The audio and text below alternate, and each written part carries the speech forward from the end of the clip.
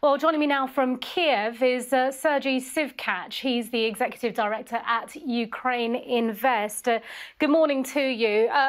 Just first of all, we'd like to get a gauge on how you're feeling there in Kiev right now. We are hearing, as you just heard there from our correspondent, that President Putin seems to be ordering his troops away from the border now. He said he would do that at some point. How are you all feeling about that?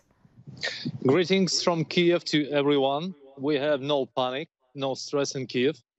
We just await, for some results to come.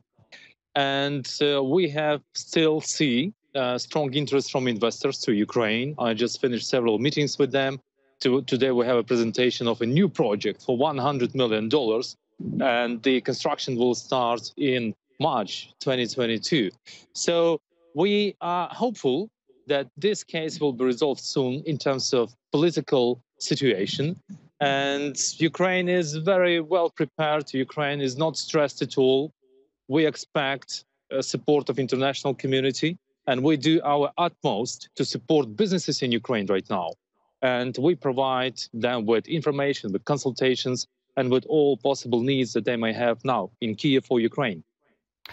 Sergiy, it seems that everyone in Ukraine, and in Kiev indeed, is pretty calm. You seem very calm right now. There's more than 100,000 Russian troops on the border, but life is continuing as normal. And as one person said to me, Ukraine's effectively been at war with Russia since 2014. Exactly. In 2014, it was a very different case because we were taken by surprise. In 2022, we're a very different country, very different nation. Our military is much stronger. Our nation's spirit is united. And we are used to these kinds of, escalations. This escalation is, well, maybe stronger and maybe can have some, difficult outcome. We hope it will not. But there is no stress, no panic, as I said. And everyone continues to do what we do on a daily basis. We are as investment agency, we are providing support, as I said, and I will be going tonight actually, to Kharkiv city, just 20 miles from the Russian border, meeting with investors, meeting with local governors, and meeting with businesses that are interested to do business in Ukraine. And according to European... UkraineInvest was actually created, wasn't it, after 2014 and the invasion then, to attract business to Ukraine. Tell us about how much business you've done in terms of, I think there was something like $4 billion worth of investments since then. Can you tell us about the kind of investments being made and what you want to draw and attract towards Ukraine?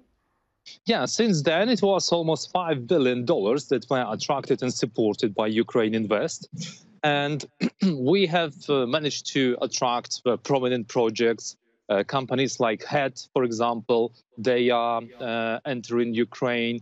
Just today, in the morning, as I said, we finished a talk with a high-level international brand that is thinking about Ukraine. It's a very big investment. And we can see that long-term plans of investors have not been changed. They are concerned at the moment, but they still talk to us not about the military situation. They talk to us about the availability of labor force, about the possibility to use renewable energy resources when they will enter Ukraine, about transport system, about vocational training in Ukraine, and so on.